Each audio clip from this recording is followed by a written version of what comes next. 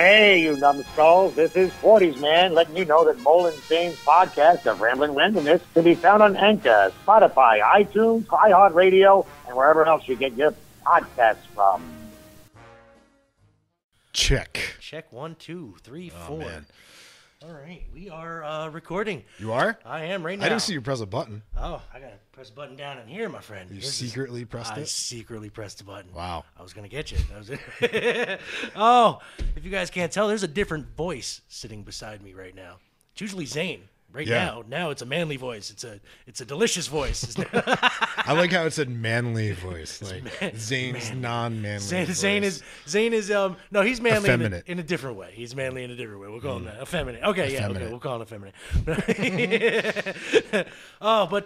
This is a special episode because people are stuck inside with this COVID-19 coronavirus, whatever they want to call it. And so I figured, let's put out some content for these people. That's what I was thinking. And Vik got a hold of me. He's like, Not physically. Not physically. He got a hold of me on the Twitter box, and he was like, I kind of want to do a show today, and I want to get real with it, like raw.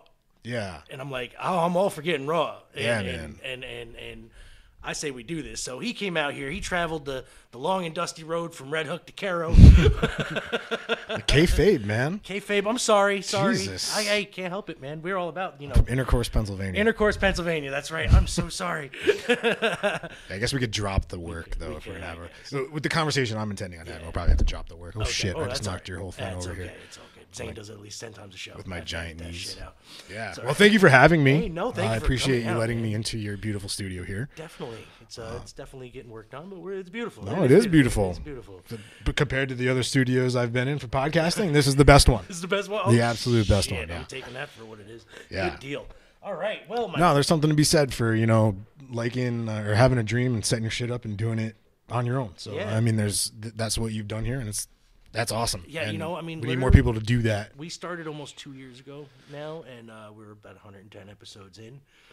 We didn't get on iHeartRadio until about 6 months ago. But I got to think Anchor is the place to be to put up your podcast. My man right here's got the Grizzle VD podcast. You ever hear that? It's very good. By the way, when are we coming out with some new episodes, sir? Soon. I mean, you could come here. No, I know that. And just I'm not worried. I'm not worried about it. It's the direction of the content. So when I'm doing that podcast specifically, I get into a little bit of my wrestling past and some of the things that I've experienced and some of the stories I have, because a lot of times I didn't have a chance to ever really tell those stories. And the time that I came up in my career, it was actually taboo to really brag at all about your accomplishments. A lot of the things that I did and accomplished in pro wrestling, I never really got to share with anybody or do anything. And by the time it was the business had evolved to the point where it was cool to do that, I was in a different point in my career. So a lot of the things that I did that were really awesome early, I didn't get to share. So I'm sharing those stories now and as they come out. And podcasting on my own has been something I wanted to try and kind of dive into. And the journey I've been on, especially in the last 2 years, really personally, leads a lot of where I'm at with podcasting, professional wrestling, and kind of all of those things. So, and I guess we'll probably dive into. This is the first time I've ever talked to anybody about all of this stuff. Really? I feel privileged now. This is great. Yeah. So, for me, I've had a crazy couple of years, and I guess for brevity, I'll start with when I broke my leg. Yeah, definitely do that. All right, let's do that. So we'll fast forward up to December 1st, 2017. I was wrestling in a ladder match at Northeast Wrestling in Waterbury, Connecticut, against the Kingdom, Vinny Marcellia and TK Orion. Okay, so Taven couldn't make it, huh? They wouldn't let the Ring of Honor star out of his deal. Wouldn't let him out, huh? It was right before the Kingdom kind of went and did that whole thing. Gotcha. This was getting them ready to go and do that at Ring of Honor. So Gotcha. This was actually going to be kind of their last thing there and on to the next thing. Okay. And, Adrenaline Rush was also in the match. It was Keith Youngblood and God, his name just fell out of my head real fast. Could have been that important. King. He's in King Anthony's court now. Damn it, I can't remember his name either. It'll come back to me in just one second. And he's a good dude too. We had some great wrestling matches too. So, but we're in that match, and I went to go jump on TK on the floor. Okay. And when I landed, my foot landed halfway on the gym floor and halfway on the mat that was protective there. So when your foot lands like that, my toes kind of hit the wood, and my heel hit the mat. So it was like a double weird impact, which sent a vibration up through my legs and shattered my tibia into 15 pieces, like right there on the spot. And I knew I was in pain. I knew it was in a bad way, and then all that shit, blah, blah. Right. So I had to go. There was no ambulance there. They threw me on the back of a cart, like one of those ones where you push at Home Depot. Yeah. Those flat ones. They threw me on that. A bunch of dudes picked me up and threw me in the back of a van. And then I rode in the back of a van in a cart on wheels that was sliding back and forth, like hitting the walls and the sides of the fucking car. And, on the way to the hospital. And then they finally did the x-rays on me, and it was my partner was there, Hale, and he's standing behind the screen, kind of like, like the doctor was over there looking at the pictures, right? And the doctor's there, and Hale's there, and I see the picture come up on the screen, kind of, and Hale looks at it, and he's like, "It's not that bad. It's not that bad." And I'm like, kind of look at him weird, and then nobody said anything to me for a while, right? Like a while, and then finally somebody showed me the picture, and I could see my leg was destroyed. So, and it was amazing. I didn't go into shock or anything like that. This I don't want it to sound braggadocious. I just have a high pain tolerance, right. So I deal with pain in a different way. Definitely as a preface for this conversation, as we're gonna have, I'm fucking crazy. So I think everybody should know that going into it. I'm well aware of the fact that I'm fucking crazy. I'm obsessive compulsive. I'm crazy, and I have all kinds of negative drawbacks and things like that. But they could be negative and positive all at the same time. I knew there was a reason I got drawn to you, because we were back kindred spirits here, my friend. Yeah, so I'm fucking crazy when it comes to that. So I was at the point where they shattered my leg, and I had to go in for surgery. They put some steel plates in there, and I go home from there, and now I'm facing probably a year. I'm not gonna be able to do what I wanted to do. Jobs. I had 3 or 4 jobs where I was working. They had just done a story about me in the Poughkeepsie Journal where I was the face of this gig economy. Okay. So I had a bunch of different jobs, and I was kind of hustling. Kids at home, trying to make it all work. Right. Break your leg. Couldn't do any of them. Lost my income right away. They put together a GoFundMe, the fans and friends and stuff, which is, I'm forever indebted to that. That was amazing, and it got us through pretty tough time there. Yeah. But I was kind of shattered, really, mentally, physically messed up. I didn't know if I was ever gonna have my wrestling career back. It was taken away from me real fast, and at the point when it was taken away from me, I was on a bad spin anyway. I was making bad choices. Okay. Anyway, personally, just bad choices. That's the best way to kind of put a broad perspective on it. But when it happened to me, and looking back on all of this, it all happened very much for a reason, and it was all part of this plan, kind of, which is nuts. But so I wanted to basically say I wasn't gonna take these painkillers. Right. So I was, fuck these painkillers. I don't need the painkillers. Yeah. And I was drinking a lot. Okay. And I was drinking to the point where I was having friends who were coming to visit me. If they were coming to visit me, I'd ask them to bring me booze. And they would smuggle it in or whatever, and I would hide it in places in the house and stuff. And I was trying to say, I don't need those painkillers. You're not going to get me with that. And I was really just doubling down on the booze. And I became really good at just hiding it. Okay. Which you always hear those stories. Mm-hmm. You get good at hiding it, and so I was kind of self-medicating there through that, and then we got all the way to March. So this happened in December 2017. Now we're at March 2018, and got a phone call that my wife lost her father unexpectedly. He went to go visit a friend, and unexpectedly passed away. Right. And it was devastating. He was a rock for our family. Babysat our kids. They saw Papa every day, things like that. So we had to go out to Boston. That's where he was visiting. Your modulation here? Yeah, I'm trying. Here we go. Voice modulation. That's right. So we had to go out to Boston, and when we got out there, I went. I had just been cleared to start walking. Okay. So I had crutches, but I was kind of walking a bit. Yeah. Put funeral director, his office, second story of this building. Okay. Take the elevator up, have the meeting, walk down the stairs, get to the bottom of the stairs, ow. drive all the way home from Boston. Everybody is not in a good way, so I'm driving with a broken leg because I just rebroke it. So taking that steps off the stairs, rebroke my leg again. So in a time when my family needed me the most, I couldn't be there. And it was like, again, I let my family down again. Took it real hard.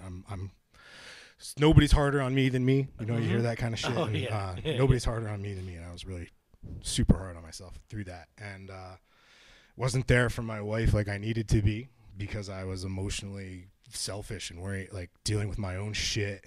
And to be there for a spouse through a death is also like tough. Yeah. And we had 3 little kids. It's all tough. It's all. I'm not telling anybody out there something they don't already know. Right. Life is fucking tough. So we're dealing with all of those things going on all at the same time, and trying to ultimately, my brain was built on building this comeback story for myself. Right. I wanted to come back. You know, like everybody loves the wrestler comeback story. So I was building this comeback story about how I was going to come back and what I was going to do. And doctors were telling me, you're never even going to be able to run again. Right. Let alone fucking go wrestle. That's not happening. Like, you're not going to be able to go do that. Yeah. But, you know, more power to you. I've seen some crazy shit done, man. Good for you. Go for it. You know, they came and kind of gave me that kind of prognosis. Gotcha. And I just kind of was like so focused on it. It was all I was really paying attention to was going to my physical therapist, rehab, just trying to get back to. But I was also drinking through it again. Yeah. Okay. So I am going to the gym and like pretending to do some kind of cardio and half-assing it kind of all the way through. And next to the gym was a liquor store. Oh, shit. Yeah. Okay. I'm assuming at this point you could probably gauge the level of how I feel like I had a problem there. Yeah. Nobody else did. Nobody knew I had a problem. Okay. Nobody. All right. Nobody. Nobody. And admittedly now at this point that I'm looking back on it, everyone's told me that they did not. So it's, you know, capable of functioning and hiding my problem at that point. But I was very focused on my comeback. I wanted to come back. Right. And I had gotten the messages from David Arquette on Twitter where he'd followed my story and wanted to kind of be a part of it. And then we did the deal at the Mid-Hudson Civic Center where I came out and I got in the ring and like jumped up on the ropes and jumped off the ropes. And it was like War Rush. You know, I did what they said I couldn't do. I was there that night, by the way. That's awesome. But just the symbolism of me jumping from the middle rope, landing down, I could feel my friends and family all collectively like, oh shit, okay. And I did what they said I couldn't do. Right. Okay, so I was like, fuck yeah, now I feel like I'm Superman. But I'm also neglecting all of the other things about what make you a pretty good person. Right, yeah. And I was really focused on like a lot of stupid shit. And, you know, then it came, we're going to fast forward through that, and it comes to a match we had last March. Okay. It was a year and 2 weeks ago. Okay. Against, it was like a gauntlet match in Northeast Wrestling. And it was Mike Gamble and Dexter Liu. Okay. And Brian,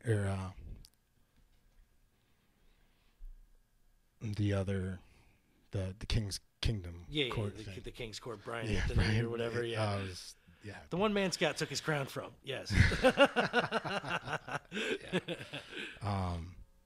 So leading up to that match, I was on Twitter talking shit about the kids because I thought they were little twerps. Okay. And I didn't think it was believable at any point that those guys could beat me up. Right.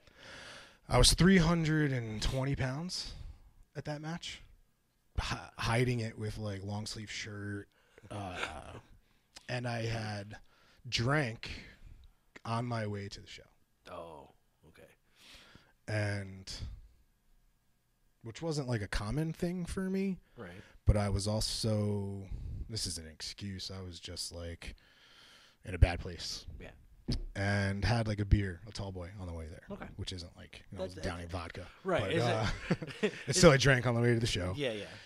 And then we had the match, and in the match, one of the kids from hit me hard, kind of. not hard, but Potato like harder a little bit, right? Yeah, harder than he probably should have, and didn't say, "Oh shit, sorry, dude." Gotcha, right. And was turning his back to me at a point where like it's like in wrestling you're taught a certain way, and you don't turn your back on your opponent, right? Regardless of whether you were trained in fucking 1980 or you're trained in 2018, right? Don't turn your back on your opponent. And he kept doing it. Like fucking, and I said under my breath, "Don't do that," and he did it. And then by like the third time, he got a chop in the back. I would have done the same shit. And then the story of the match was the other teams had been eliminated, and it was down to the Now and and one of the kid that was in the match. The idea was that we beat the shit out of him so bad that nobody thinks he could win. And then when we go for a move, he slips behind, 1, 2, 3, slides out. Holy shit! We didn't think he could do it, but he did it. Right. Classic. So I do the whole thing. Right. Beat the shit out of him. Mm-hmm. And I think anybody that watched it can definitely believe I beat the shit out of him. Whatever. I lose. I get pinned. 1, 2, 3, which I never said anything about. Didn't care. Doesn't matter to me. It's never cared. Anybody who ever tells you any different about me is a fucking liar. And I get done, whatever. Come through the curtain. When I come through the curtain, I am immediately met with like emptiness. Nobody will say anything to me except for like a group of guys off on the side, and they're all staring at me. So I'm like, what the fuck? And I go into the locker room. I sit down now, and I'm like out of breath and sweating. And now I'm like, usually when you come through the curtain, you see the guys and whatever. This didn't happen, and I don't even see Hale really. So I'm like, what the hell's going on? So I start taking my boots off, and then tell me that they want to speak to me outside. They come into the locker room, shout above everyone else, and tell me they want to talk to me outside. Fucking great. I love talking. One of my favorite things to do. Right. Especially to know him a long time, haven't had any problems with him. Can't wait to see what this conversation about. And I proceed to now have a conversation with these two dudes that is one of the most disrespectful fucking conversations I've ever had, been a part of by two guys who didn't know what the fuck they were talking about.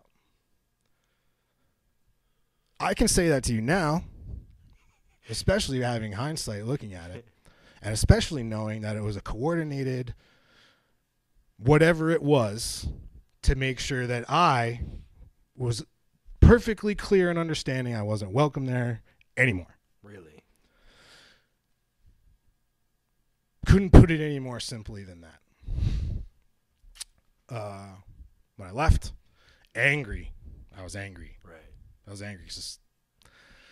I was just angry. I was told things about how the business is, how you work with people, how you train, how you teach, how you wrestle now, and basically told me everything that I did was wrong, first of all, and that I didn't know what I was talking about.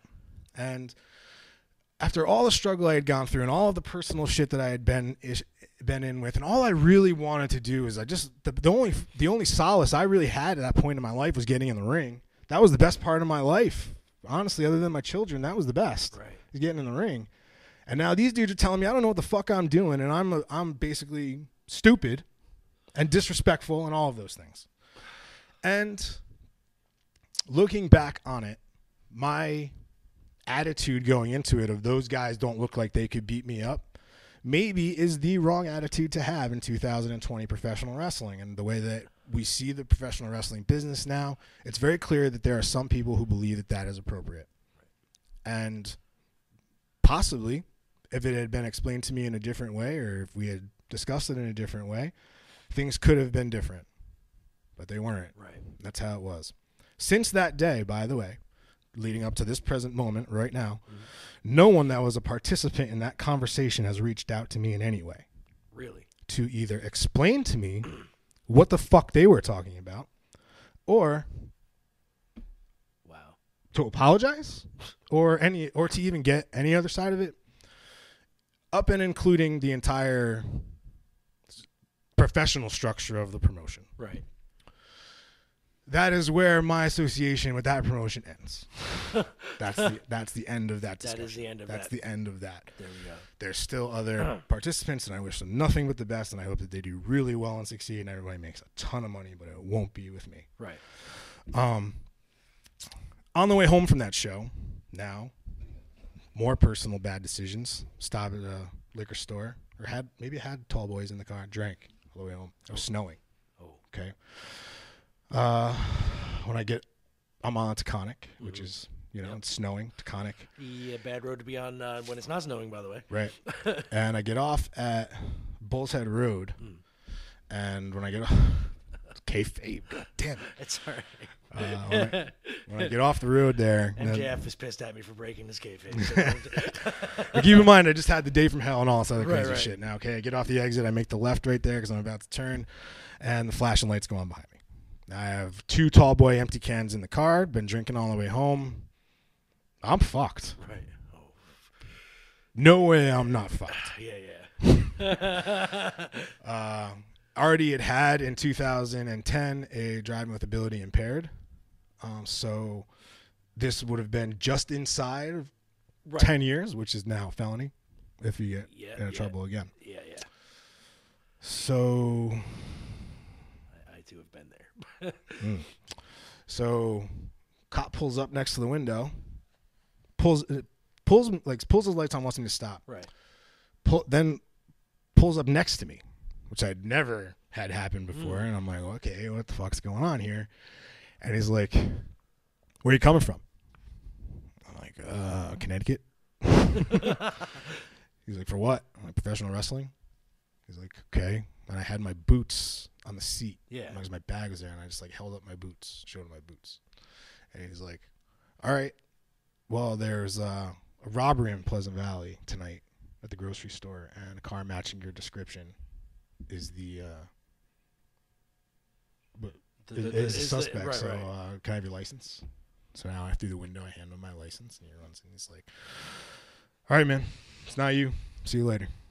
And he hands me back my license, just drives away. And I was just like, changing underwear when you get home. Yeah.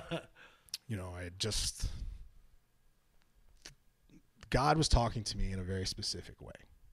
So trying to get my attention.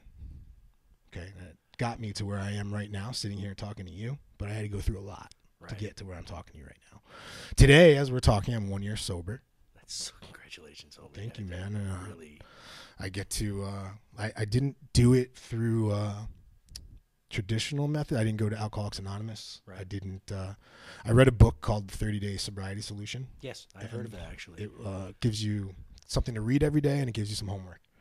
And you just start to kind of learn about yourself. And I had so much work to do on me that professional wrestling, I couldn't do it right then. Right. God took it away from me without me even knowing he was taking it away from me again until I was ready to go back and do it. Because the person I was last year in March I was not ready to wrestle, not ready to be a role model, not ready to be anything. I needed to fix a lot of stuff about me. Right. And there's a lot of people who are probably going to listen to this and they're like, man, I know Vik or whatever, Rob Vik. I know him. I wasn't going to drop your name, but yeah, that's cool. I know Rob. I didn't know that. I didn't think that about him. Right. I don't know what to say to everybody. And if by you hearing this it lets you down, or you learned something about me you didn't know, or something like that, then I'm sorry that I let down your perception of me. But I've also learned in the last year that the only person that I have to answer to is me. Right. And the only person you have to answer to, judgments don't matter. So, because it's only just people knowing a certain part of a story. Right. Nobody ever knows your whole story. You only know fractions of everything, and every person you ever meet you only see that about the amount of that person that they ever want you to know. Right. And I became an expert at creating a version of myself for every person I met. So everybody who ever met me never really knew me, ever. They only knew parts of me that I thought you'd want to know, or parts of me that you thought you'd want to get to know. Mm-hmm. Any of those things. And there was never a behind the veil of me, ever. Right. So it was only just a fraction or percentage of, what what I was or who I am. So, Right. And through that, I went to, I had to I did some counseling. I did a lot of meditation. I don't know if you've ever done any meditation. I try, but I admit I'm a slacker. So it's hard because it's especially when I got 5 kids too. So I'm like 5. Yeah. Oh fuck, man. Yep. Do you know how that works by now? Jeez. Yeah, it gets cold around here in the winter. So I do floating. Do you know what that is? Floating? No, I don't. So you go into a sensory deprivation tank. Oh, okay. They have one right in Kingston. Okay. It's a kind of like a big bathtub, but it's got a airtight sealed door on it. Okay. When you get in there, you turn the lights off, and you float in the salt water. That's Epsom salt. Okay. So there's a tremendous flood of magnesium that your body absorbs, and then you have the ability to turn off all of your senses. So your brain never really fully ever gets a chance to rest. I don't know if anybody's ever really given that any thought, but the fact that you walk around all day and your senses are absorbing things nonstop at a record pace in 2020, to go in and shut your mind off consciously for an hour is about as long as the float goes. You learn a lot about yourself, and you get to ask some cool questions, and you get to find out some cool stuff. And I'm not going to get into like hocus pocus kind of shit, but you learn a lot about you, and you have to fix some of the things that aren't right, and you kind of just, it helped me a lot to get better. I guess that's the best way to say, and repair myself a little bit. And I had to be real. I had to have some accountability. I became an expert at not accepting responsibility for anything, which was awesome. And constantly, making excuses for things. And it's better off. I'm a much better person for having learned that about myself and learning what I have. So, it feels good to kind of like get that story out off my back. I'm glad you could come here and tell that story, honestly. Yeah, I really am. I've wanted to tell the story about like kind of what I've been going through for the last year. And I haven't even gotten into what's going on in my personal life, which has also been super crazy too. And, it's been hard, but it's everybody that's alive right now, especially, everybody's got a path that they're on and a journey that they're going through and struggles, and everybody's got a story to tell, and everybody needs somebody to talk to sometimes too. And sometimes how I went through my process here was that I was very braggadocious, and I spoke a lot. I talked a lot, and it's this concept of under deliver but over promise. Mm-hmm. So I would talk a big game but never followed through with it. You and I are more common than I thought. So you talk a big game, but then you follow through is bullshit. Sometimes it's like, I really am like focused on trying to do it, and then I get to a certain point and I'm just like, let's try something else. Yeah, I had to like power through that. I had to find another way to not accept the excuses from myself, and to under promise and over deliver. And that was how I was able to start building back some trust with people in my life. And I also eliminated a lot of my circle. So French, I get you. My circle, and it's considerably smaller than it ever was. Zane and my cousin Nicky Sombrero and Mad Mike Colvin on here is the circle for me. And then you and now you're in here, man. I don't care what the fuck you say. Now I don't care what the fuck you have to say. You're family now, motherfucker. I don't give a shit. So it's crazy that with that whole part of that journey, where you're learning about all that shit, I've also been on like a crazy, unknowingly search for why are we here? That's a good question. I've been asking that for years. As people, and it led me down a series of pathways that literally have brought us to this moment that we're at right now with this COVID-19 thing, where we're all locked in our houses and stuff. And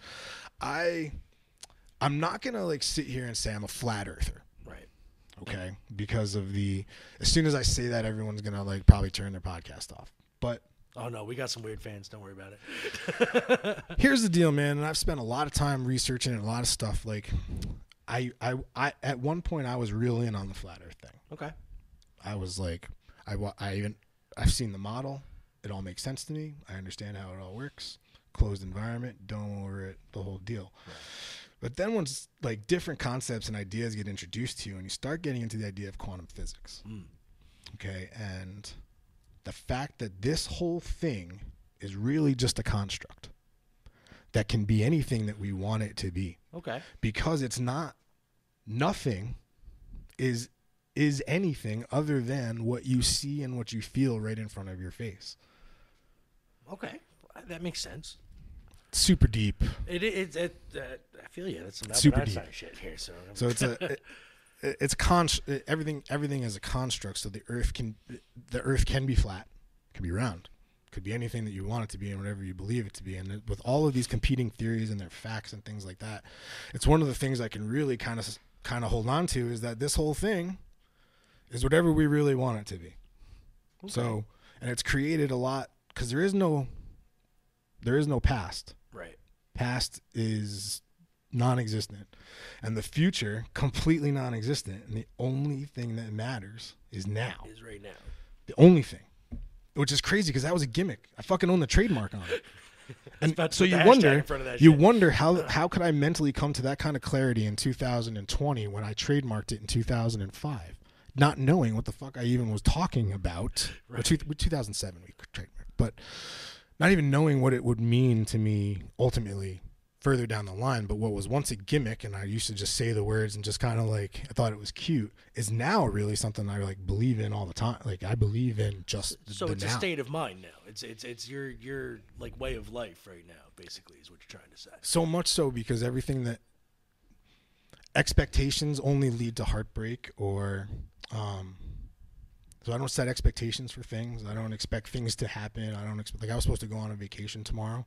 It ain't happening. That was the other reason I was like, oh, he wants to come out and hang out. Fucking yeah. But a version of me would have been like real messed up that like I couldn't do that and heartbroken. But now it's like, we're going out of time. Right? And so I get to like enjoy being in the present moment now a little bit more. So that's kind of the Earth being a construct and the flat Earth thing and all that stuff is basically more about the fact that it's all a great deception. Okay.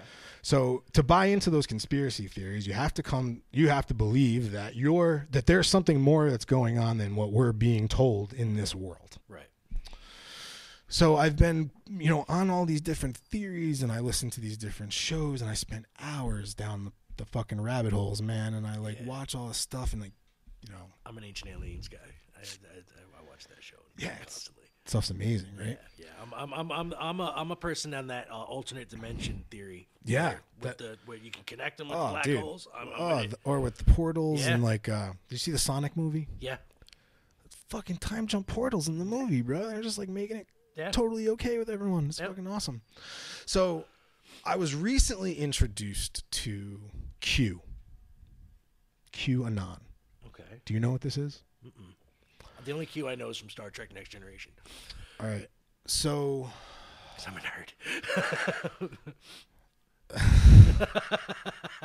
At least, yeah. That's a pretty nerdy thing to say. Yeah. Jesus Christ. Yeah, that's it. Okay. Deep breath. What I'm about to tell you, and what the listeners are about to hear, is going to be, at first, shocking to hear. Okay. At which point, you'll attack the sender, which is me, or the messenger. Okay. And then it's going to stir around in your brain. What I'm about to tell you is going to fuck the rest of your day up. I want to hear this now. Once it swirls around in your head, though, and you start seeing some things and you start doing some research on your own, you're going to find out that everything I'm saying to you is absolutely true and it's going on right now. Okay. Let's hear this. So Q is called QAnon. Okay. There is a group.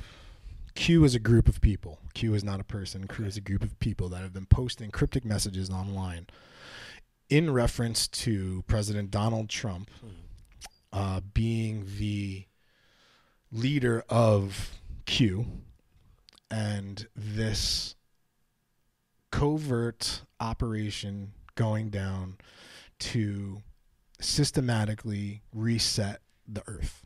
Okay. What's...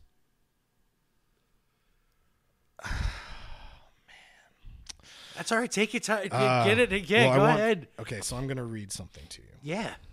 You got me hooked now. I'm interested now. Because if I read it to you, it's going to make more sense than if I try to explain it haphazardly. Okay. Because if I explain it kind of like all over the place, you'll be like, I don't really see holes in that or whatever. So I'm just going to read this whole thing to you. Sure. Let's do it. So Q, since 2016, has been posting clues. Okay. These clues have been now like translated, and like people have been like posting proofs, because Donald Trump will then like confirm these things subliminally on television or in his Twitter page. So things that you see like Kofefi that we all make fun of him for are actually done on purpose. Really? Because I just thought he was an idiot. Me too. I thought he was the biggest fucking retard in the history of the planet. And I don't use that word very much. But it's all strategic from what this thing is. Okay. So what I'm going to read to you is all of the things that have been happening and evolving, all put together in one, that are culminating right now. Okay. The person who's writing this is willing to take the heat if any of these guesses do not largely eventuate. So they're willing to put their name on it. Okay. Okay. His name is Dr. Russell McGregor. Let's start with the virus. SARS-CoV-2 is a PSYOP. Okay, right there, I bet you people turn their radio off. It is a real virus, but it causes little morbidity and mortality. Thus, it is benign overall and less of a concern worldwide than the influenza. The virus can be problematic, but only in those with serious comorbid disease, almost exclusively the elderly. Having said this, preventive measures should be undertaken until the president gives the all clear. Antivirals such as remdesivir will be useful in ICU treatment. The virus was engineered by the deep state at the University of North Carolina, Fort Detrick, and AAHL Geelong. It, however, has been attenuated/neutralized by the white hats. Those are the good guys. 2 of the 4 HIV inserts have had base pair additions to ameliorate the gain of function. That's a deep paragraph right there that's worthy of looking up all by yourself. Okay. China, Iran, and Italy are all on the side of the president. They have largely manufactured this crisis by controlling the release of PSYOP disinformation. Remember that Italy was involved in Spygate, and they needed to make amends. Most of the deaths will have intercurrent influenza. Hence, conservative influenza prevention and treatment is important. China released the virus at the designated time. Okay, listen to what I just said. The purpose was to create panic and as a cover for operations. Quarantines will be staggered throughout major cities of the world. For instance, Sydney is likely to start this Wednesday, the 18th of March, 2020, which they did. Right. And this was written 2 days before that. This level of action will be entirely inappropriate for the actual risk posed. No shit. The mainstream media is hoping the virus is very deadly and will end the president politically. It is not, and it will not. They will ramp up the panic because they have no other choice. They are under the impression that the virus is in its original deep state form. During these quarantine periods worldwide, there will be silent, simultaneous arrests of evil, low-level deep state facilitators.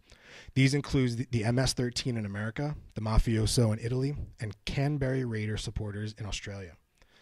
These nasty individuals will be put into quarantine camps run by the worldwide white hat military. An example of the American locations are listed below. So there's Newark, New York, D.C., Atlanta, Chicago, Detroit, Dallas, San Antonio, Fort Carson, Colorado, Omaha, Riverside, San Diego, Fairfield, California, and Seattle. All the spots getting hit. You said that, not me. Hey, I was a big proponent of this being, set out by somebody and not just... We will not hear too much about these arrests, although some have already subtly been announced. So no dramatic arrests of these nasty individuals. Silence is strategically the best option. The worldwide city quarantines will continue from the staggered individual commencements until they all end on the 10th of April, which is Easter Friday. Right. Superimposed upon this will be 10 days of darkness, which will begin on the 1st of April in the morning and end on the 10th of April, 2020. Immediately before the start of this darkness, the president will send out a tweet. My fellow Americans, the storm is upon us. April Fool's Day will lessen the initial worries about darkness occurring. When darkness occurs, there will be peak COVID-19 panic and medical martial law worldwide. Indeed, quarantine and medical martial law will have been in place in most of the major cities for some time before 1st of April 2020. Many people will be self-isolating at home. Most will have already prepped for food, etc. In Australia, the unemployed pensioners will be given $750 on the 31st of March 2020. Other countries will have contingencies too. This means that few will starve. Some emergency shops will be open to provide supplies if needed, but generally most shops will be closed. You mean that $1,000 everybody's talking about giving every American right now? Mm-hmm. Both sides, mind you. The 10 days of darkness will involve no social media or internet. There will be electricity, but no TV or radio. No newspapers will print. The military of each country will close these down. The president will have the only available method of reaching the public worldwide throughout the 10 days of darkness, and that will be through the emergency broadcast system. Each military worldwide will transmit this to TVs and devices in their respective countries. The president will be either abroad or on Air Force One during the days of darkness for optics. Ostensibly, the excuse for the use of Air Force One will be safety and/or infection risk. The emergency broadcast system will be transmitted from Air Force One. There will effectively be a total news blackout except for the president. Professionally made documentaries will then be transmitted on the emergency broadcast system to TVs, devices, etc. worldwide. The content will lay out all of the horrors and crimes and details of everything that's listed in Q. It will, however, be family-friendly, and it will be indisputable. The president will describe how he was asked to run by the United States military to take down the deep state and that he is not a politician. He will verify the Q disinformation program. These documentaries will include taped confessions of famous deep state politicians and the elites. The structure of world control will be outlined. Evidence of crimes will be presented. Military tribunal outcomes will be known. The presentations will occur over, say, 8 hours a day for the 10 days straight. Repeats will occur for the rest of the day so that the shift workers and emergency workers will not miss anything. The emergency broadcast system will be 24/7. Families will have nothing else to do but watch. The most heinous video proofs won't be for all. They can be seen by those wishing to do so on the internet after the 10 days of darkness. There will be time to reflect during each day of these 10 days. There will be mass shock and disgust and confusion. Our role will be to provide a sense of calm, validation, compassion, and reassurance. Many patriots previously too scared to talk will finally be able to do so. It is unlikely but possible that JFK Jr. and others will add to the veracity of this operation. When the 10 days of darkness finish on Easter Friday, there will be a mass outpouring of spirituality. On Easter Friday, the people will be told that the virus is now safe to venture outside and assemble. Churches, synagogues, and mosques will be filled. There will be much grief, but also relief. A small percentage will be too progressively deranged and brainwashed to accept the truth. They will try to riot as usual. However, they will soon realize that the people are far more righteously angry, disciplined, and potentially violent. The deep state will lose control of the streets forever. The military will guard the TV stations and newspapers to avoid vandalism. After the blackout, the mainstream media will be completely exposed and will not attempt to counter the narrative. Those deep state actors who have not flipped and gone to Gitmo will engage in a suicide weekend of the 11th to 12th of April. Recalcitrants will be left to fend for themselves in front of the informed masses. There may be an economic reset within the 10 days of darkness with an ending of the Federal Reserve and an institution of the gold standard. And that ends that part of that paragraph. And there's a lot more to it than that. Right. But that kind of outlines why what's going on is going on and where we're at. And that's broadly. If you want to look into why those worldwide arrests are going on, which is something I highly suggest everyone do, and they should use Google.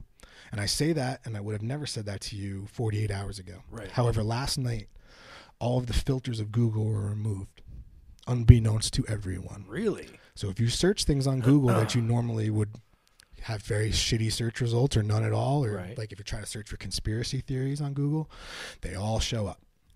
And the Democratic symbol last night was changed from a donkey to a rat. Really? And if you look online, there's different people who work for Google who described what happened yesterday and how they don't even have the words for how it all went down. Oh. And it's pretty interesting. At the same time, they're reporting 280 arrests in Saudi Arabia for the corrupt government. They're reporting raids at the Vatican and priests mysteriously dying of COVID. You'll notice that and this part is very important. You'll notice that there's people who are coming out that are famous and celebrities that are saying that they have the COVID-19 virus. And Tom Hanks, his wife, blah, right. blah, blah. Right. But nobody you know has it. Right. Nobody very true. Nobody anybody knows, just so you guys know. Nobody anybody knows. Exactly. And if you tell me that you do know somebody, I'd ask you if they took a real test. And if they did take a real test, a lot of times it was probably it was broken. Yeah. Or they had the flu. A lot of people just have the flu. And it's very possible, like it said in that thing, that the virus is real, but it's just not that bad. Whatever.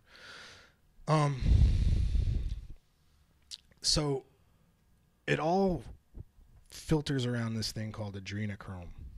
Adrenochrome, another term I'm not familiar with. Go ahead. And it is a immortality serum. It is I would, everyone that can hear my voice, you should Google adrenochrome. Up until yesterday, you could not have Googled adrenochrome, but now you can. And it's it has to do with the Pizzagate, with the Hillary Clinton molesting of children and child sex trafficking. So it has to. This whole thing has to do with that, and that's who they're taking down worldwide is the pedophiles. Good. And that's why they're starting with the Vatican. People are asking, why is Italy being hit so hard by the virus? They're not. They're all being locked in their house because they're going in and they're arresting the Vatican. And if people were out in public watching this all going on, they'd be throwing a shit fit. Right, because it hasn't been explained to anybody why anything's going on yet. There's reports yesterday that Oprah's house was raided and they destroyed her tunnels below her house in Florida. Oh, fuck. All things you guys can look at for yourself. Yeah, no, that's actually kind of known in the conspiracy theory world anyway. I'm encouraged to just kind of like drop these things and like let you guys go Google them yourself and look for it, because when you hear it come from other people, it's not as effective as when you find it for yourself. Right. But all these things are worth looking at, and do it quickly, because who knows, the next 15 days are going to be very interesting. So back to the adrenochrome thing. Yeah. They're basically when children are in their most afraid, their body, their pituitary gland releases a thing called adrenochrome, and it's a substance that's like an fountain of youth. Okay, and it gives you like there's pictures online where you can see clearly people who have taken it, what it's done to them. Some celebrities look like they don't age. Right. Jennifer Aniston, you witch! I know you are. So it's basically all of these people that are into these satanic rituals of getting this blood from kids. Right. And all of the people that you're seeing that are coming out with it have been infected with the COVID virus. Okay. Because how they say they flipped this operation when they were going to release the virus, somebody put the COVID-19 in the adrenochrome that all of the elites were taking. We know this because the adrenochrome is manufactured in a facility. It's manufactured in a facility in Wuhan, China. It's manufactured in a facility across the street from the World Health Organization. Gotcha. People that took this adrenochrome with the tainted COVID in it will have to take a blood test before a court of law, and that blood test will prove that they took the adrenochrome with the COVID-19 because it only had a certain property in it that's only in that adrenochrome. That's only in those samples. Okay.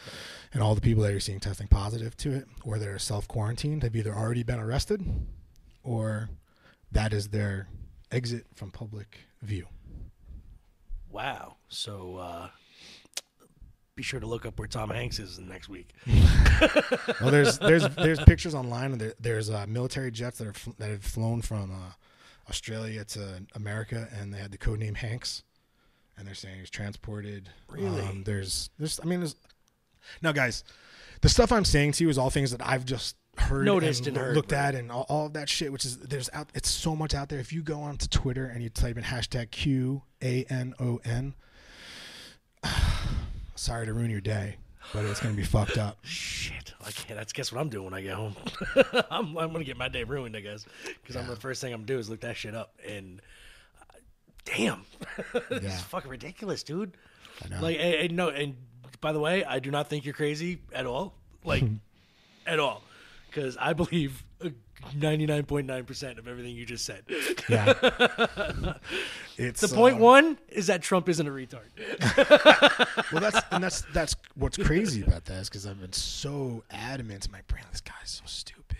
What the fuck? Like, I mean, because I even remember before he was president, he was an idiot. So I don't know if he's putting on a better act now then at that point, or if he suddenly became an Oscar-worthy actor. There's so many things that like you can like this Q thing breaks it all down to how far it goes back to it all being part of like a big plan. Okay. Basically, a 20-year plan started in 1999, and it centers around the faking of the death of JFK Jr. Okay. And the idea is that he's not dead, still alive. And did they ever? Like, I know they recovered the body, but did they ever? Yeah. And they never showed the body anyway, so I know that. So the idea is that JFK, his father, was trying to take down the deep state, and he was murdered for it. JFK Jr. has always vowed to avenge his father's death. Best way to do that was for them to think he was dead. Put together this 20-year plan on how to take these really fucking evil people down, and systematically have done it this way. And if it all works out, I mean, here's how I'm going to be a believer. If they turn the internet off on April 1st, I'm all in. I'm in. Yeah, 100%. 100%. Because then I'm like, all right. Because all these other things where you can find the proof of the arrests and like all the other things that are going on, and then the stock market crashing and it basically being like all kinds of signs that they crashed that shit on purpose. Yeah. Because the Federal Reserve is bullshit and they're going to go to a gold standard. And if you take the Federal Reserve out of it, all of those powerful people are very, very, very, very, very not powerful anymore. Yeah. So it flips the script on the whole thing. Oh, shit. So it could be very crazy. You know what? There's a small part of me that kind of hopes it does. I know, man. It's the more you look at it and the more you research and the more you like look at shit, it's like, wow, this is like, because this Q thing, man, they like, if you look at I think it's called Fall Cabal. It's a YouTube video, and it's a series of there's 9 videos. Fall Cabal, FALL space CABAL. Okay. And it explains this whole thing to you from beginning to end. All of the things that I said to you just now, where you're like, well, what does that mean? Right. What do you mean? Watch these videos. There's 9 videos. They're about 15 minutes each. Okay. So it's going to take you about 2 hours. And everything as how you think you know it, you won't know it anymore. And it's not theory, which is the fucked up thing, is that they're giving you this stuff and they're giving you the facts, like the proof with it. And I know a lot of people in this country nowadays don't like to hear that word facts, and they don't understand what that word is. Right. Facts. Yeah. Proof. Yeah, what's that? Oh, just no. Yeah. That's a dirty word in this country now. Yeah. So it's, I don't know what's going on, but like, it's also like super frustrating to like feel like I really feel like I think this may be like really what's going down, and like nobody else really knows about it, right? Other than people online. And then you're always taught that like if that's the case, you're the crazy one. That's the thing. I was always told that those conspiracy theory guys are crazy. They're fucking nut jobs. And then I start watching that conspiracy theory shit, and I'm like, I might be a fucking nut job because I believe this shit. I know, man. Like, like it started with me with the flat Earth thing, where like they tell you that we're like a spinning ball hurling and traveling through space. We're spinning in 3 different fucking directions, hurling through space, but the stars don't change. Right. That's true.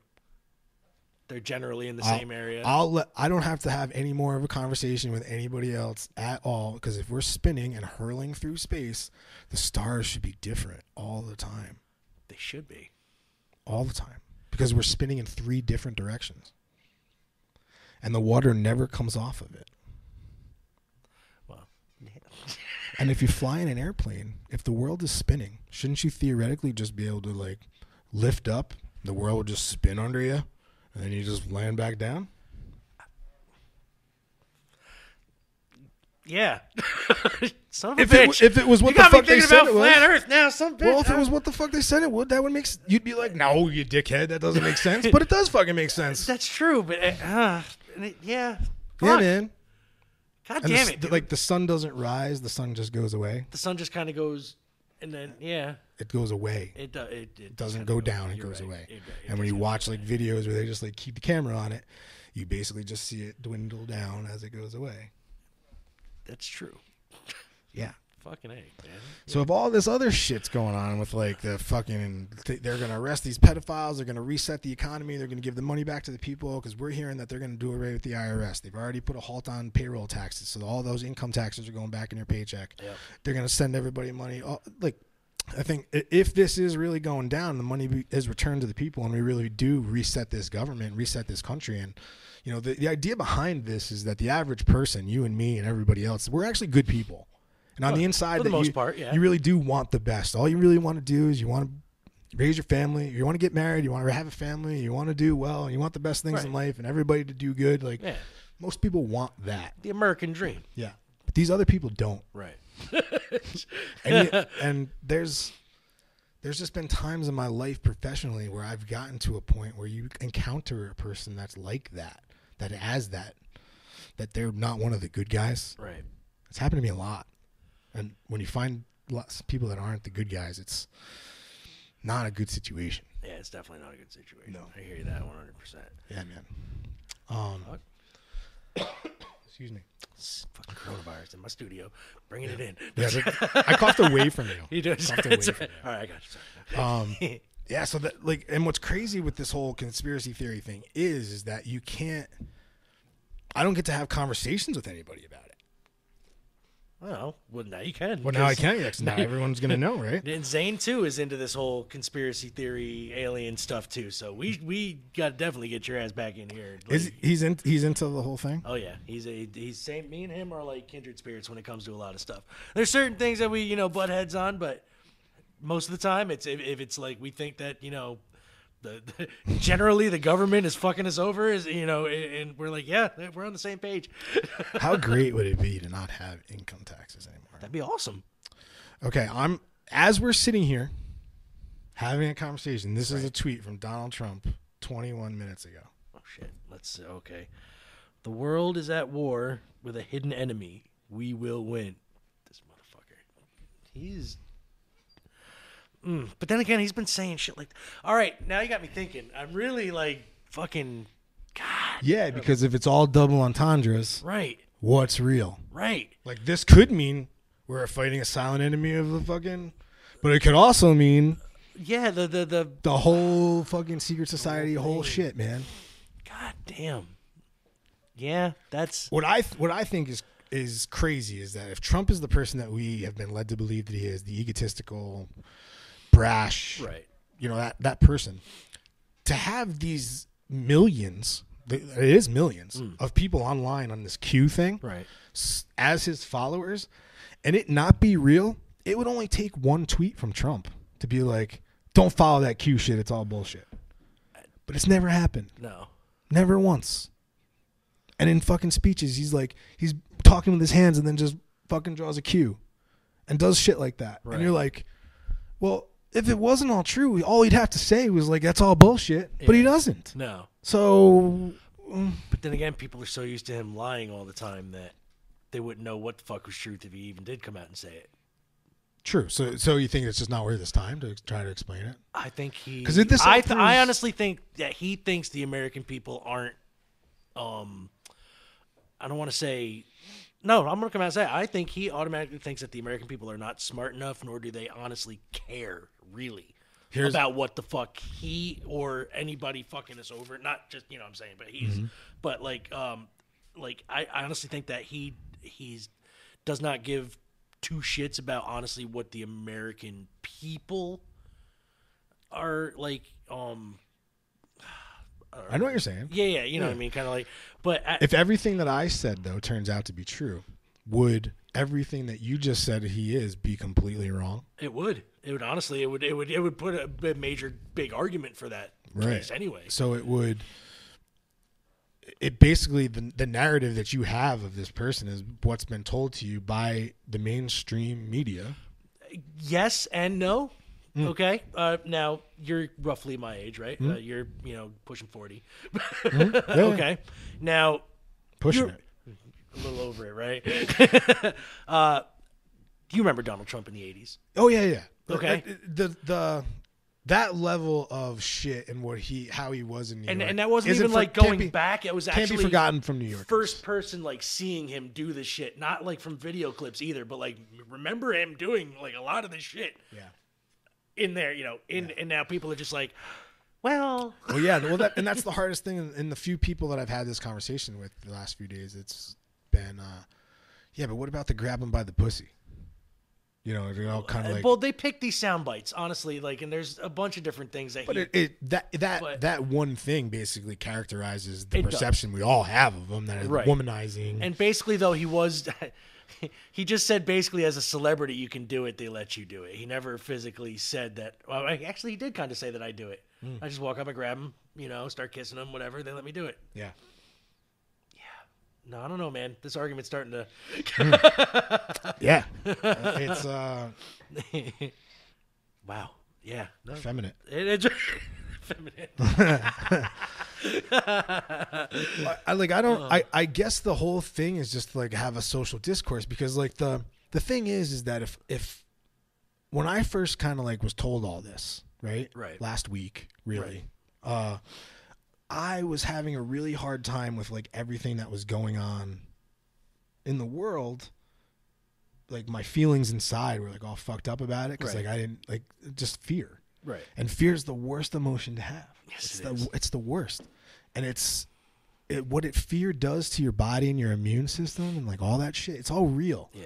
And I've always felt that that evilness that exists out there. And, it goes real far. And I think part of me, this is like me opening up quite a bit, but like a part of me gave up that there was ever going to be a good guy that could stop that shit that's going on out there. Right. And like that, like the pedophilia is real bad. It's very bad. And like I was put in situations when I was a little kid that happened to me that weren't fair. And like people took advantage in like bad situations and shit like that happened to me. It took me a long time to know that was really one of the underlying issues for my substance abuse. And yeah, we had a couple cousins we weren't allowed to hang around. You know what I'm saying? I was an altar boy, and I was a Boy Scout. Yeah, and I was forced around the church and Boy Scouts. Yeah, it's whatever. So I'd given up personally to think that there was somebody out there that could stop this, because it's deep and it goes far. And there's times in my life where I saw more of it, and like I'm not comfortable naming names yet or talking about it, but there was just like bad shit that I saw and stuff that happened, and like where I'd really given up that there would be any hope. And when I read through all this, and like there's a video which when we get off air I'm going to show to you, just so you can watch it and be like kind of on the same page with me. It's only about 10 minutes, and it's if you want to watch it out there, guys, it's called The Plan to Save the World. You can watch it too, but like it really kind of gave me hope, and it connected a lot of the meditation messages I've been getting, or when I've been floating in things, where I've been getting these incomplete messages about like the world coming to an end.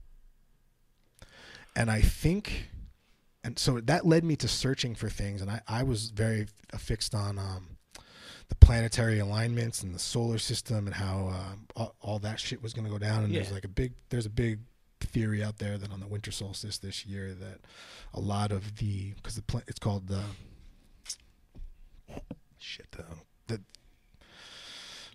phrase just went out of my brain. The Great Conjecture. Okay. So it's the very first time that all the planets in our solar system are going to be lined up in a straight line. Very first time in not even our lifetime, but anybody who's walked on the face of the Earth's lifetime. Wow. No human being has lived through that event that they say is happening. Right. Okay. Right. So it led me to look for these videos and these theories and things like that, and ultimately I came to the conclusion that shit is put out there as a fear. Right. To get me to believe the world is going to an end, and it leads me back to figuring out the world as a construct. Yeah, and it's going to be whatever I want it to be. And I was bringing those end of the world apocalypse theories and things. I was bringing them to me, and to be shown that there was people out there who knew that kind of evil existed and were actively attempting to thwart it. And then I was presented with evidence of how it's going down and how it's happening right now. That like fuck, if this goes down, like I feel like a whole different person. Yeah. Because it's like then good can rise again. Good, you can feel that energy, that collective energy. Imagine the power goes out or the internet goes out on April 1st, right? We've all been home. Mm-hmm. You know, some of us have been given these videos, these podcasts and things like that. So we already know a little bit of it. And then maybe imagine that documentary shit really goes down, right? Yeah. And then we're at Good Friday. They didn't just pick that day for this all to be coincidentally just fucking be going down, in my opinion. Right. But imagine that day when we can all like go out and we're all talking again and the internet comes back on and we're all like basically like imagine that when it's all cleansed. The spirituality, the belief in accomplishments and the goals and the resetting of what this whole world could really and is would be and is. That kind of hope and that thing right there, that believing that could happen is something that if you believe in power, vibration, and energy and consciousness, right? All of us believing in that good and thwarting of that bad can only lead us to good. If you ask me. No, that's... For all of us to believe that the end result of this is to get rid of that bad that exists, the people who sold this country out and the sex trafficking and the children that have, anybody who's ever had children, to think about what those crimes are and what they're doing, it's unfathomable to me. And the smoking gun in all of it is that Anthony Weiner laptop. So you know Anthony Weiner? I do, yeah, but I'm not familiar with him. So he is married to a woman named Huma. Okay. Who is a Muslim. Okay. She's Hillary Clinton's right-hand person in the whole thing. Okay, yeah. So when Anthony Weiner got busted, they had his laptop, which had the Clinton emails in it. Right. There is a file on the laptop called life insurance. Okay. Inside there are all the pictures of the ceremonies of the torture and abuse of the children. And apparently there's a video that certain detectives in New York City have had the misfortune of seeing. Right. And the report that I've read many times is that they no longer have the ability to sleep from what they saw. I'll tell you off air what it was that they saw in this video, but what it was described to me is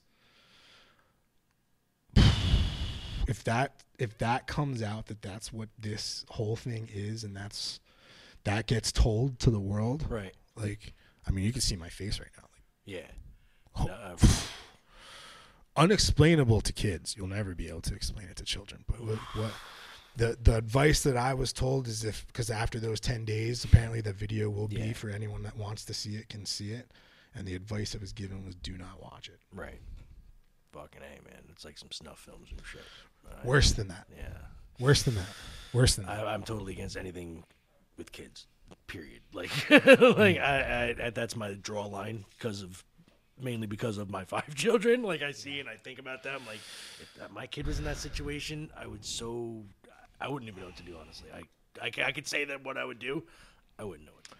Yeah, because it's anybody who's ever had kids figures that if you've had children, the notion to harm them or to ever see harm done to them is so far out of your comprehension that it's not a thought. You will never want your children to go through any amount of pain in any way. You would do anything you could to take that pain away, no matter what it is. My son was like 2 years old and he stuck scrambled eggs up his nose, and we had to go to the ER to get suck out the eggs and shit. Yeah. And they stuck the tube up there too far, so he started bleeding and he's all confused, not knowing. I'm crying like a fucking baby, right? Because he doesn't know what's going on. Scrambled eggs in his nose. He's the shithead who put scrambled eggs up his nose. My daughter put a beard in her, say that lovingly when you listen to this 10 years later. Yeah, my youngest daughter put a bead in her ear and it got lodged in there. So we had to take her to the ER and they had to fish it out with a little hook. And she was all 3 of my kids stuck stuff up their nose.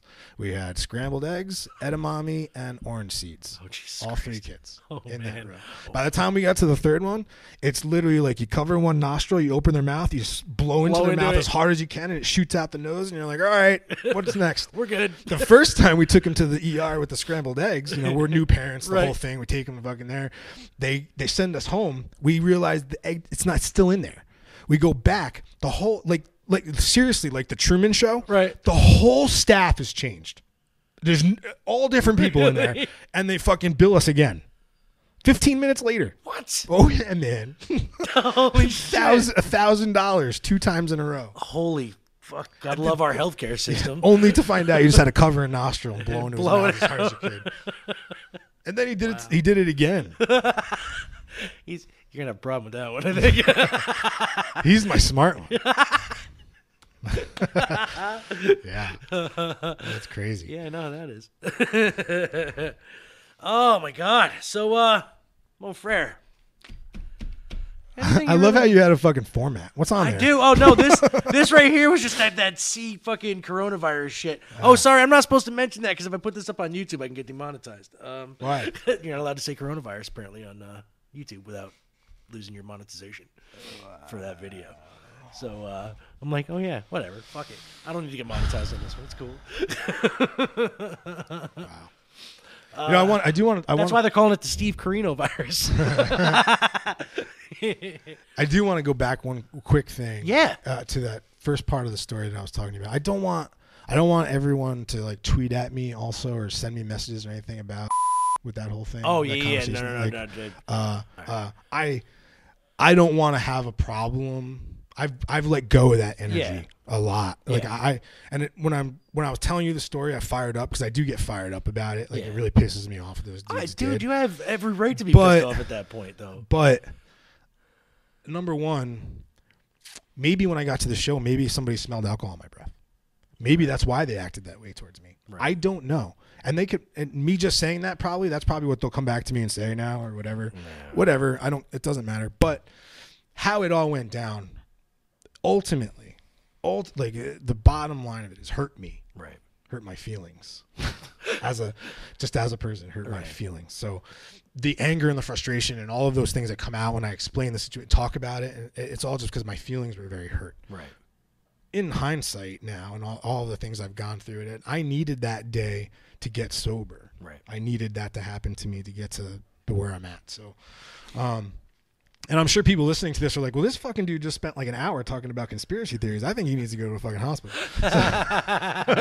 So as much as I think I'm doing good, everybody out there is probably like, this guy's fucked up.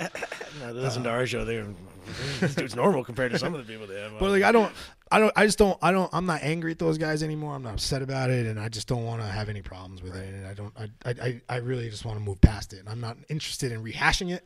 I'm not interested in hearing explanations for it. I'm not interested in any of it. I'm like way done with it. I hear you. You need to get off your chest, honestly. I do, and I feel so much. I can't even describe to you how it feels to just kind of have said it. It's very cathartic, isn't it? It is very cathartic because I've been living with it and there's a monkey on my back for a long time, and it's been a great catalyst to get where I am and get in shape and lose the weight that I've lost and like get sober and be there for my kids and like all that stuff. Like that's all been a great catalyst.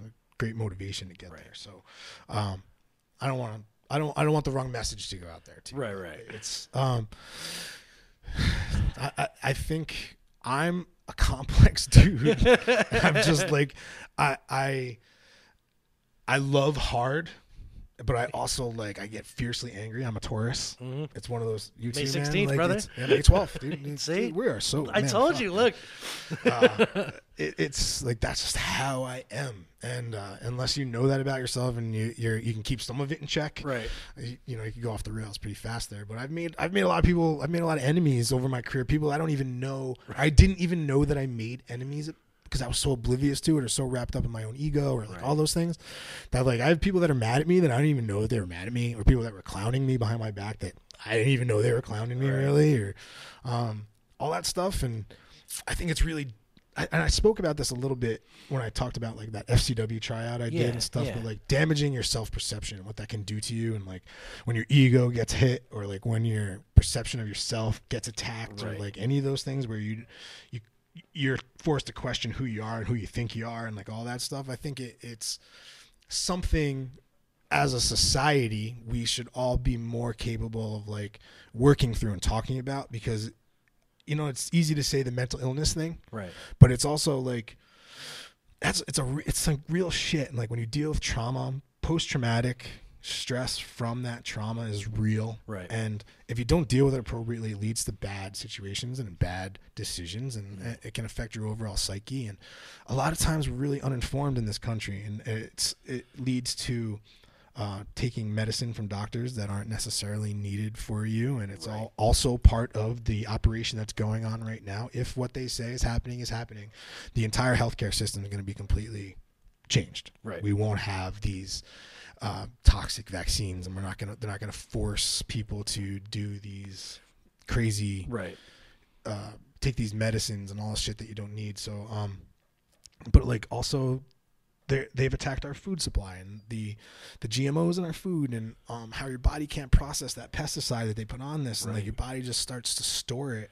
Everything in your body is extra body fat, and everything that I was taught. I have a degree in physical fitness and personal training, and everything that I was taught in those classes is like almost wrong. Really? 10 years later, man. Like completely what they taught me about anatomy and physiology was what they tell you is fact wasn't fact. It's theory.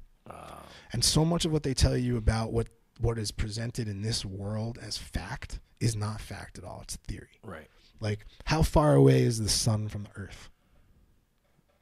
Honestly, I don't even know. Nobody fucking knows. How big is the earth? What's the diameter?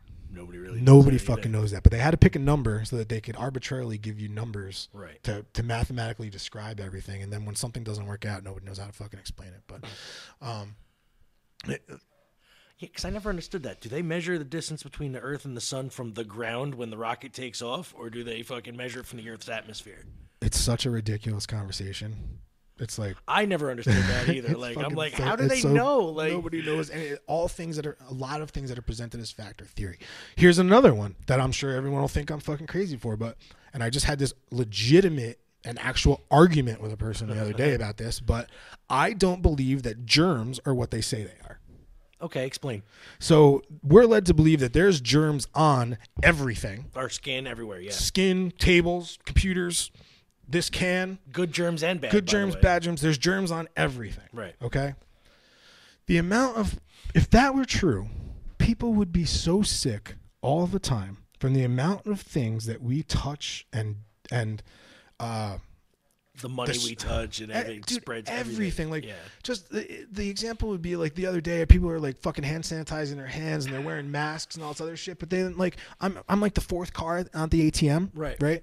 And every person's touching the ATM with no gloves on, and nobody's cleaning the fucking ATM. Nope. So we're all fucking washing our hands, doing all this other crazy shit, blah blah. But nobody's fucking paying attention to that one. So we're as clean as we can be until we haven't thought we should be that clean yet.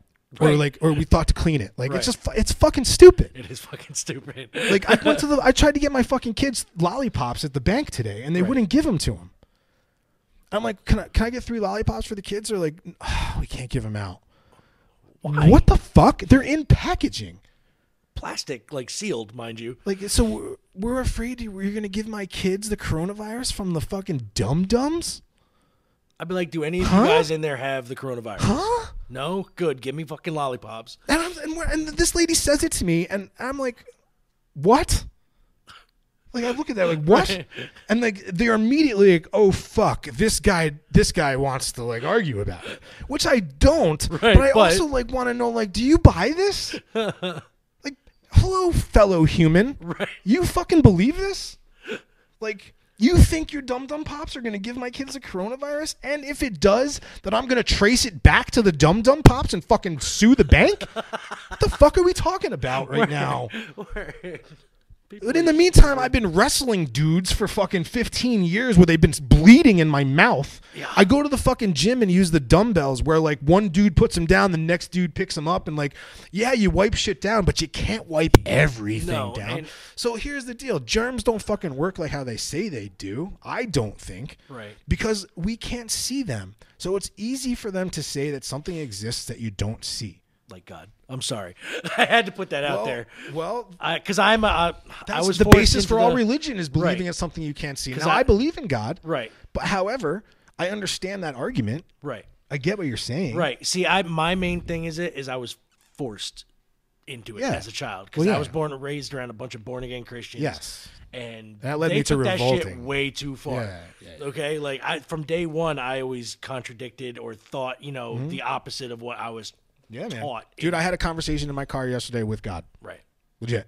And I said, I just want to, this could make me sound so fucking crazy. I just said, I just want you to know, God, that I'm sorry for those times in my life where I thought you weren't real. Because I couldn't see that that God was real. That I didn't believe it. I thought it was all too far-fetched and all that other stuff. But ultimately, this whole thing is way too perfect for it not to be created. There has to be a creator. I'm kind of on that train of thought that it was a happy accident. Mm. You know what I'm saying? Like, I just can't imagine that there is an intangible parent figure out there that tells you to do what I don't think it's an intangible parent figure. I think it's an energy. I think it's light. Like, I mean, I kind of like the idea of there being somebody watching over you. You know what I mean? Like, that's what I like that idea. You want to go into this, huh? You know what? Huh? Let's do it. You want to do it? Let's do it, because I'm all about. And like I said, I have my. I'm not condemning anybody for their religion, beliefs, anything. No, it's like not about that. religion, right? Or their belief system. Period. Mm-hmm. You know what I mean? Like me though, it's All right, now you've seen the movie Dogma. Have you, Kevin Smith Dogma? Have you ever seen that movie? Mm-hmm. Yeah. See, now. I'm not saying that everything in there was, take it for gospel is what it is. But I believe where he was talking about where Bartleby and Loki in the beginning were walking through the airport, okay? And Loki was talking to the nun. And he was explaining to her, all this and telling her how like the religion, Eastern and Western religions were all basically you could be compared to Alice in Wonderland was the Wallace and the Carpenter and all that was like condemnation of Western religions and Eastern religions and basically he told her all this and it made her question what she was doing with her life as a nun, why am I putting so much stock in something that there's no proof at all, at all. And, why would I have to dedicate my life, for one, to an idea, right? Like a thought. That's really what I equate God as, is an idea, a thought. Yeah. So I don't go off on a tangent here about Kevin Smith movies. You could. I could. I could all hang. day. I could fucking hang. Oh shit, we're gonna have to have a whole separate podcast about that. But like I don't know. It's just I like the idea. Like it's better to have ideas than it is to have a faith, because you can't change faith. You know what I'm saying? Like you can change ideas. Yeah. Yeah, I've sworn off actual like organized religion. Okay. I don't. Okay. For me, I don't put myself into a religion, but I think that religions were put here to distance us from God. Okay.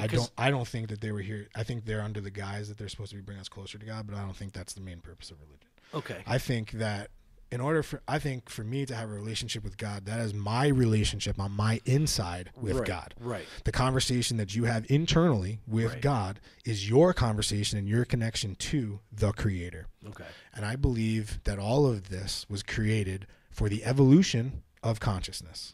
Okay. Because consciousness is something that's indescribable and is also unique to human beings. Right. It is something that is free-flowing and evolutionary. Proven evolutionary. Mm-hmm. And anybody who's ever had children can attest to when your kids are born, they're born with the latest software. Yeah. You ever notice how your kids can use an iPad better than you? I've noticed my kids, when my kids were born, like babies, they could do more electronically than I ever could. Right. And I grew up in Red Hook, and IBM owned that town. Yeah. So consciousness is... And the evolution and the progression of consciousness, I believe, is the reason that we are here on Earth. Okay. And that's a lot of my journey has kind of brought me to that determination. And I believe that we are fractions of light, where light is the source of us. Mm-hmm. We are light, and from which we will return to light. And we are given this human experience to physically be able to describe and explain consciousness, really. Okay. Not explain it, excuse me. Evolve it. Okay, so you believe your body is just a vessel for your consciousness. Yes, and I also I don't believe in like necessarily reincarnation. I think that you're conscious, like you're split into two different parts. Right. Your personality and your spirit consciousness. Okay. I think when your time here is done, the personality part of you is done away with. Right. And what you learned here, all the good things, the consciousness and the evolution and the love, goes to join the greater consciousness and progress and move us forward. And then each next generation that's born is given the collective consciousness, what we've gained knowledge-wise, is inputted into every new soul. And every day as we move forward is new consciousness, like the newest software being downloaded on this earth. Right. And it's receptive software inside kids where they're able to telepathically talk differently and like have a communication skill where they're going to be equipped for a world coming up that we know nothing about, but the world but the universe does. Right. It's a fascinating, fun thing to kind of look through and kind of examine. And that idea was introduced to me through it's like a long story of how you got there. But have you seen the Bob Lazar documentaries? Yes. So Bob Lazar talks about this guy, Bill Meyer, Okay. who has documented video footage and journaling of all of the times he's been visited by aliens. Okay. And they have a running dialogue and conversation and all of this stuff through Billy Meyer. And basically the aliens explained to him what consciousness was, why we were here, and what the progression of it was. And he put it in a form for people to consume. Right. Here's how I work. When you explain something to me and I think about it and it makes much more sense than the story I was told before. Okay. I have a tendency to kind of like, oh, there's something to that. Right. Okay.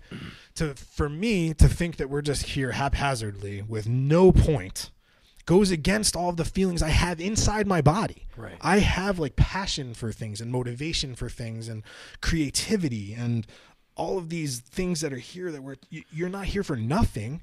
All of this is fucking, there's a reason all of this goes on. It's to create, it's to experience, it's to love, it's all of those things. And I think it's to tie it all together. It's also the reason that all of what's going on right now with getting rid of all the bad guys is because it's all holding back the evolution of our consciousness. Right. The amount of technology that's being held back from us, the amount of wealth, the prosperity, and imagine how much creativity and good we could do in the world if we weren't held back by the debt that we're all in, or the student, or all of that shit that they created in that social construct for us to live in and be slaves. If that's all gone, imagine how much more forward consciousness can go, how much faster we could progress as a human race when we're not held back by that. So the idea of consciousness being the overall goal of what this whole process is kind of makes sense to me on a lot of levels with a lot of the things that are going on, because it really, if all of these things happen the way that this Q thing says it's going to go on and like all this other shit, then that's really a big giant way forward for us. Where if you look at the calendars of the ages of the universe on this winter solstice of this year, that is when we begin the age of Aquarius. Yes. It's not just a catchy song. It is not, because we are in fact on the dawning of the age of Aquarius. And in astrology, the age of Aquarius and where we are at on that timeline is a revolution in every sense of the word. So when I say I was getting feelings of the end of the world, I think I was getting an end of this world, like this shitty world, and the birth of something brand new. And that allows me to have hope. That allows me to sleep at night. It allows me to like look in my kids' eyes and like realize that there's good. Somebody's looking out for us out there, and you know, and it's all that faith I have that this is something that could be going on and something that's really happening. And throughout my life, I've always jumped on things that make sense to me and I've participated. I've gotten a lot of flack from people. I was big into essential oils for a very long time, and I still use them. I still use them. I was part of that business model. My wife still has a business with essential oils and things like that. I like how they smell. I love how they smell, and I love the science behind it. I dove real deep into vibration and healing cells and things like that. And you know, I jumped into that world, and like the all the good things that you could do. I worked at the farmer's market for years and learned about the organic stuff and all the good things you can put into your body. And it just, I think it's all set up for us to be living in this positive, healthy world where right now, if you look at the narrative that's told to us, it's not good. Yeah. It's all very bleak and demonic almost. Yeah. Well, I always knew something was bad and up with this world when, I found out that a plant was illegal. So right? Yeah. I'm like, how can they it grows and they're telling me I can't do anything with it at all. Yeah. I can't do nothing. Nothing. I don't like this. This ain't. Yeah, it's a restriction on your consciousness because you crave it because it allows you to think in a way that whether it calms you and allows you to have the ability just to drift off and think, which is a healthy thing to do. It is. Or to focus, or maybe it helps you less pain or something like that. But something like that, to have it be held from the masses for such stupid reasons when it was really all about the cotton fields. It's so shitty. It is definitely shitty. So shitty. But it's just like, it doesn't surprise me anymore because if it's all part of this whole big game, which when you watch that one video I told you, the fall cabal, it explains to you from the Rockefellers, all the Rothschilds and the Rockefellers all the way through about the money system and how it was all fucked and like how it all came into place, and like the United States government is really a corporation, and then In God We Trust is actually a trust. It's not In God We Trust, like we're trusting in God to take care of us. It's In God We is the name of the business, and then it's a trust, which allows them to be tax-free. It allows them to... And our Social Security numbers are bought and sold. Right, but it also tells you that if you started your own trust, that you could have your own everything. Right. I can create my own fucking economy if I really wanted to, but that's info that nobody would want you to fucking know at all. No. If you start your own trust right now, like the paperwork to go through a 501(c), is that what it is? Oh yeah, whatever to be is like monumental amount of paperwork, but to open a trust is like literally one piece of paper that gets notarized down there, and then all of a sudden you're exempt from all of the other shit that the United States government could put you through, and all my assets can't be taken, and all of my income and all of those shit. Like, why the fuck aren't we all doing that? Yeah, word. Shit. It's like, why are we doing that or starting churches? I mean, everybody should have one. Start your own. It doesn't cost anything to start your own trust. Exactly. You can do that, but it's all information that's out there. You just got to smarten yourself up and learn about that shit. It's really, you got to be frustrated enough to want to. And therein lies the issue in this country. A lot of times. Half the time.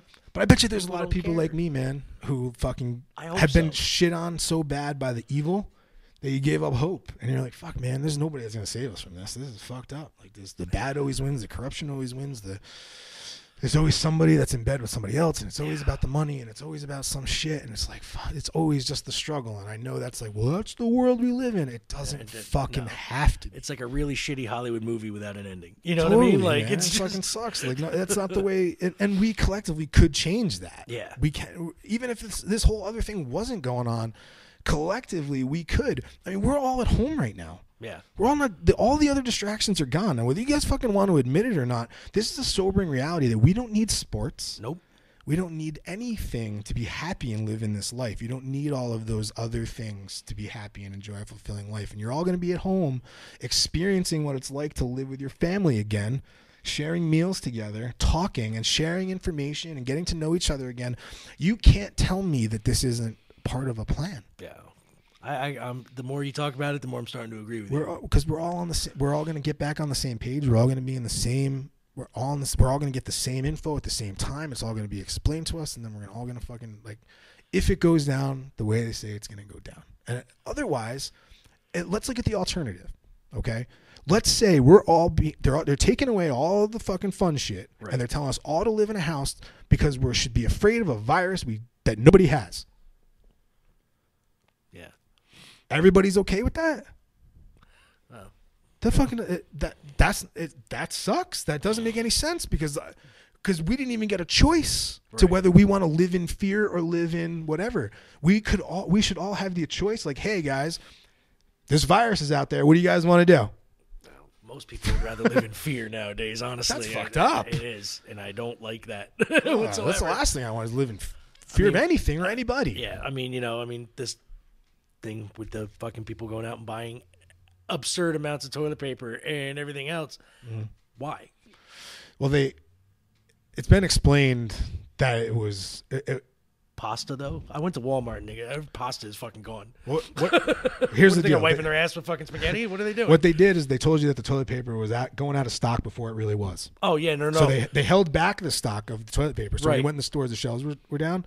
So then they told you there was a shortage on toilet paper. So then everybody started going. Right. And then they started putting other things in their cart. Mm-hmm. If you told everybody there was a food shortage, the grocery stores would be empty. There would be no food. Right. There'd be plenty of toilet paper, though. However, if we tell them that there's a toilet paper shortage, they'll get the toilet paper. Then they'll stock up on some other shit without even knowing that they're preparing themselves for it. That's true.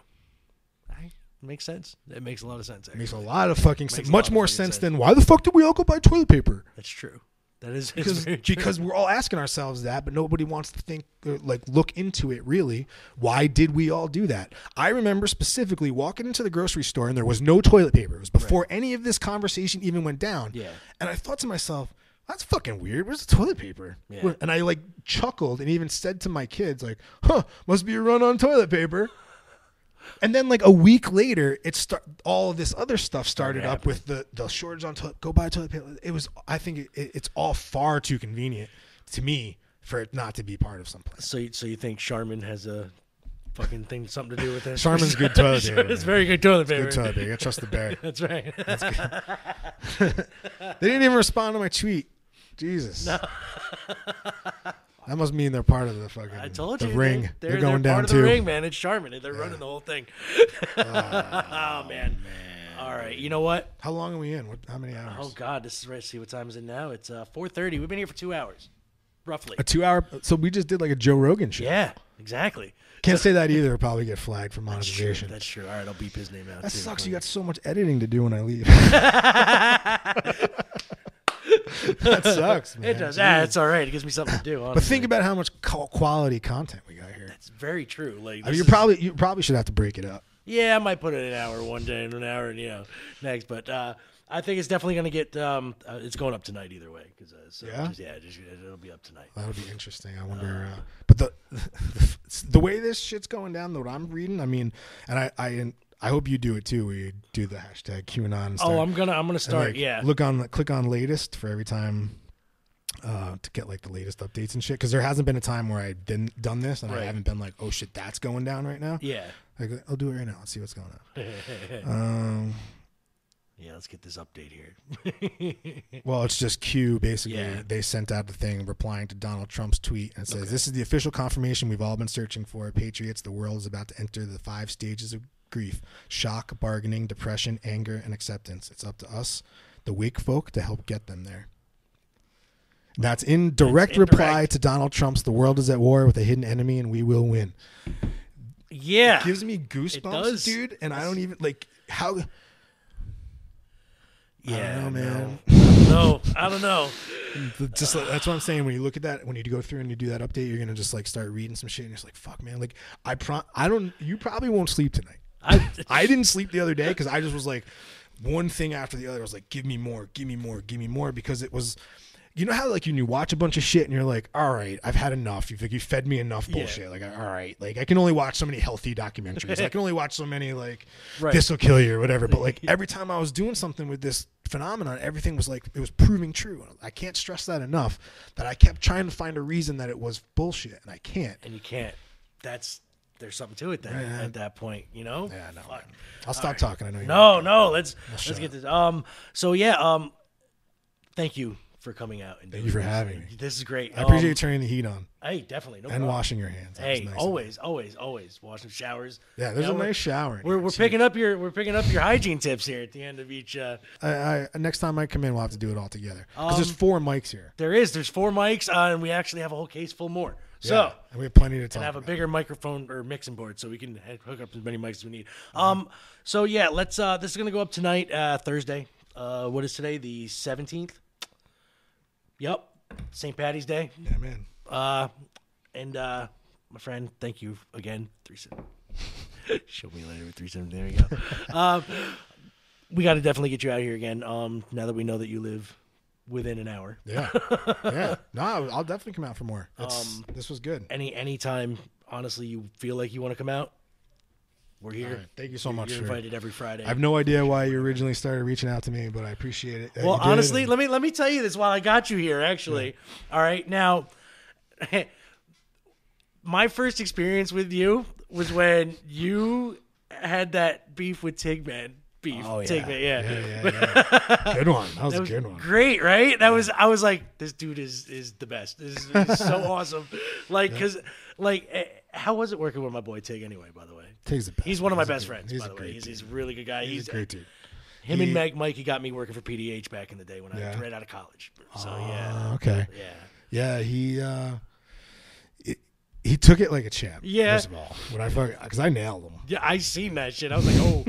And I didn't tell him I was going to punch him. Right. He had no idea I was going to punch him. Oh, so it was all just fucking you and If you want to, you can look up wrestler sucker punches DJ. Because I did. That's he's the one who sent me the link. Honestly, it went on E-Bomb's World and went viral. Had 1 million views. Oh shit. Yeah, it was pretty awesome. Man. That is great.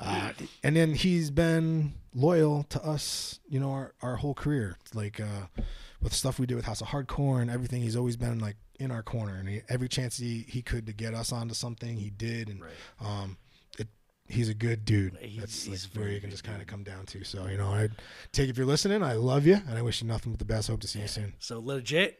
That whole spiel with you and Tig was what got me to be thinking, I'm like, I really want to work with this dude at some point one day. Awesome.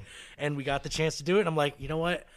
I need somebody that has the ins and outs of wrestling to talk about it at least. So we can hear some stories. We can hear everything. I mean, fuck, you get the good version of me now. Like the sober, good version. Because the part of me, like before I was very bitter. Right. So you would have got the bitter, angry version of me. Sometimes but now that's cool, but it gets old. Yeah, it gets old living like that too. So like now you get the good version of me, and I get to look back at a lot of like the shit that I learned in wrestling. Get to like share some of that, like, and make some of the stories make sense, and also like not make it so serious where everybody shits on it all the time. Right.